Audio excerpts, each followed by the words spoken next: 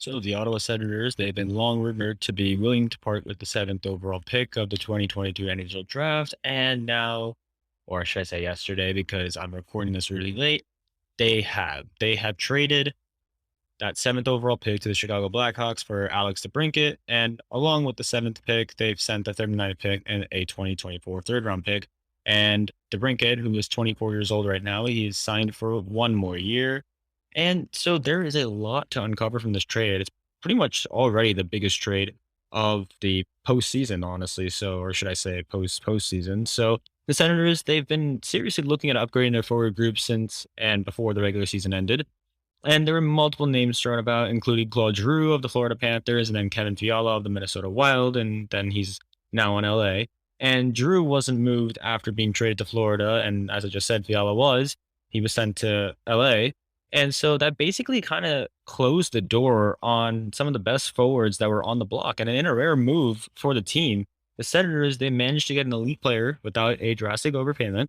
Acquiring DeBrincat without losing a core player is a huge win for management, and for a team with a goal differential of minus 40 at the end of last season, signing a player who has two 40-goal seasons under their belt is a massive boost. As Tim Stutzle continues to develop at center, the pressure to provide offense is off his shoulders, and he should be a near perfect match as a linemate for DeBrincat, and being able to work on rounding out his game without the need to force plays should help as Stutzle continues to come into his own. His crafty and quick play will likely continue to set up plays where DeBrincat can showcase his high-level finishing ability, and for a team that struggles to score, there is no bigger pressure relief valve than this trade. And although the sample size may seem small, he is a proven goal scorer and will receive ample opportunity to do so in Ottawa. This all sounds very good, but for the Ottawa Senators getting DeBrincat, what can go wrong? And so it can really shake up the roster because DeBrincat, he's under contract for just one more year with a 6.4 million cap hit, and at the end of his contract, he will become a restricted free agent.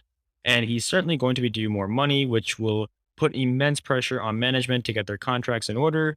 And Josh Norris is just one player who I thought of who needs to be re-signed this offseason and will likely command a minimum of $5.5 million per year. And the Senators are approaching a situation where multiple players are going to be due significant raises at the same time. And for a team that previously has refused to spend to the cap, they are rapidly approaching a time where they simply won't have a choice. DeBrincat has to be the priority right now, and General Manager Pierre Dorion has to get an extension in place as soon as possible so that he can navigate the pricing of the team's remaining contracts. With this trade almost certainly setting them up with a better player than whoever they selected in the draft, the Senators are on their way to finding success. If DeBrincat refuses to sign an extension, he could instead take a one-year qualifying offer and then walk to free agency. And if that happens, this trade is pretty much Chicago's. There are still many offseason questions to answer as the front office has still got a lot of work to do. And with this move, there is one certainty. If the Senators are going to ice a better team this season than they did last year, and to be clear, and if DeBrincat signs an extension, this may go down as the best trade Pierre Dorion has ever made and one of the best trades the Ottawa Senators have probably ever made in recent time. Thank you guys for tuning in and have a wonderful day.